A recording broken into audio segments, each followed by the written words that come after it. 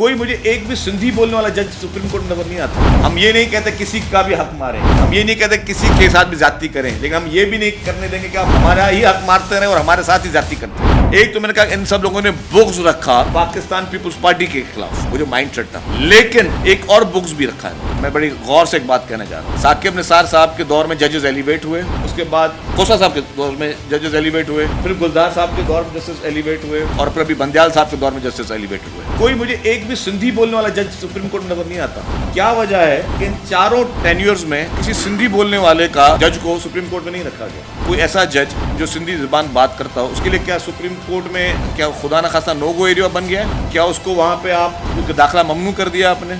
जब भी आपने एलिवेशन की सिंध हाई कोर्ट से भी की, बाकी से भी, मेरे लिए तमाम पीपुल्स पार्टी कभी तासुब पे यकीन नहीं रखती। मैं एक बात क्लियर कर दूं, पीपुल्स पार्टी कभी ये छोटी जहन नहीं रखती, लेकिन पीपुल्स पार्टी में एक जहन तो सोच तो एक आ सकती है जो पब्लिक की सोच है। हमने देखा कि हमने सिंध हाई कोर्ट से जजेस को एलिवेट किया, पहले नंबर को छोड़ दिया, दूसरे को छोड़ दिया, तीसरे को छोड़ दिया, चौथे को छोड़ दिया, फिर पांचवा छठा आप एलिवेट करते हो। क्या वजह है कि सिंधी बोलने वाला जज एलिवेट नहीं हो रहा सुप्रीम कोर्ट?